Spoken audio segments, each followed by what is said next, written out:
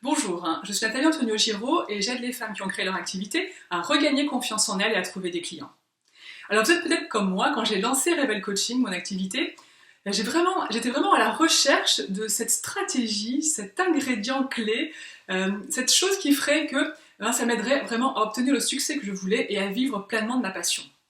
J'avais l'impression que tout se résumait finalement derrière une chose qu'il suffisait de mettre en place pour que ça fonctionne.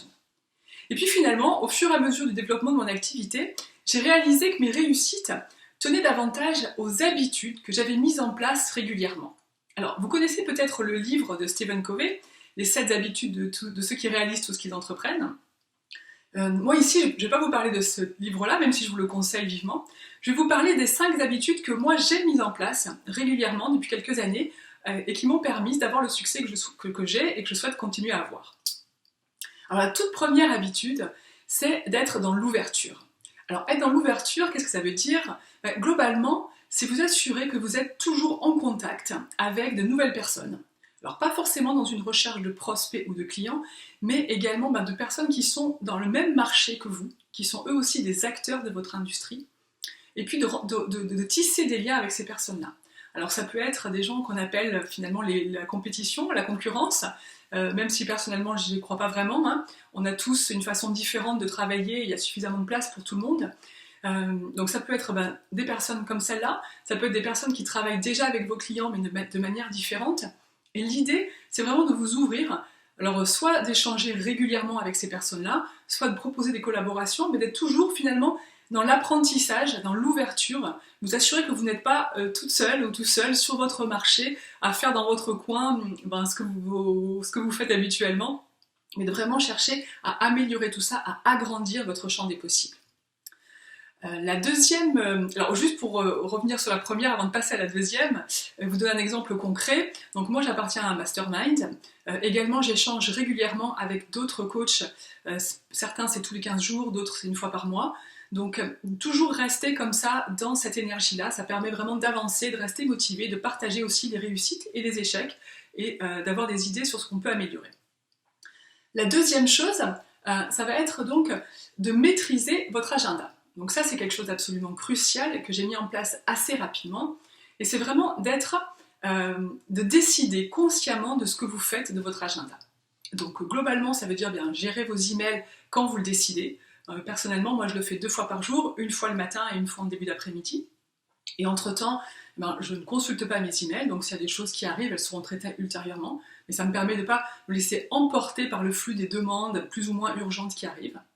Et également, d'avoir dans votre semaine des plages horaires réservées donc à vos prestations, à votre marketing, à votre administratif, à votre partie financière. Vous avez une activité et vous êtes donc le chef d'entreprise de votre activité. Vous devez donc accorder du temps à tous ces domaines-là pour être sûr que tout fonctionne, tout avance. Et là aussi, ça vous permet, en réservant finalement des blocs d'activité, de travailler sur des plages plus importantes et donc d'être plus concentré et plus efficace. L'autre point important, c'est de clarifier régulièrement ce que vous voulez. Donc personnellement, à peu près tous les 3-4 mois, je revois tout mon plan marketing et mon plan de communication, donc pour vérifier où j'en suis, s'il y a des choses pour lesquelles je suis en avance, d'autres pour lesquelles je suis peut-être en retard, voir s'il y a des projets finalement que je veux faire différemment. Mais globalement, c'est important de savoir exactement combien de chiffres d'affaires vous voulez, combien de clients vous voulez, quelles actions vous allez mener et quand et où. Donc tout ça, ça fait vraiment partie des choses qui, si elles sont clarifiées régulièrement, vous permettent d'avancer petit à petit vers votre objectif, voire de le dépasser. Et puis ensuite, donc la quatrième piste, ça va être de choisir ce qui vous fait plaisir.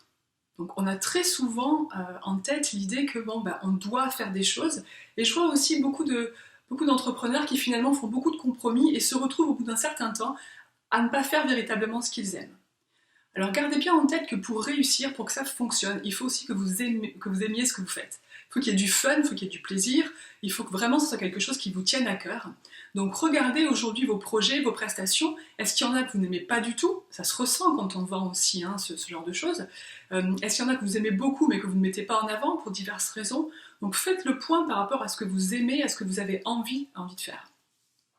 Et puis finalement, la dernière habitude, la cinquième, ça va être de prendre soin de vous. Si vous êtes solo entrepreneur, vous êtes donc seul à la barre de votre activité, vous êtes le cœur, le moteur, l'énergie de votre activité, et même si c'est une activité passion, ça ne veut pas dire pour autant que vous devez foncer et travailler à 150% dans votre activité. Vous avez aussi besoin de prendre des plages pour vous ressourcer, pour travailler votre créativité finalement, hein, pour nourrir votre créativité, votre niveau d'énergie, pour aussi, au niveau émotionnel, stabiliser parfois les hauts et les bas qu'on peut avoir dans le monde de l'entrepreneuriat. Donc quand on a la tête dans le guidon, on a du mal à prendre du recul, on a aussi du mal à prendre des décisions. Donc c'est vraiment important d'avoir au quotidien des choses qui vont vous permettre de prendre soin de vous. Alors ça peut être le rituel du matin. Moi le matin, donc 3 fois par semaine, je vais faire du sport, sinon je médite. Donc j'ai ce petit rituel en place qui fait que je commence la journée par quelque chose de positif pour moi et qui me permet aussi de garder l'énergie tout au long de la semaine. Donc voilà, j'aimerais aussi que vous me partagiez quelles sont vos habitudes, qu'est-ce que vous avez mis en place et qui vous réussit. Je serais ravie de vous lire et d'échanger sur ce sujet. À très bientôt, au revoir.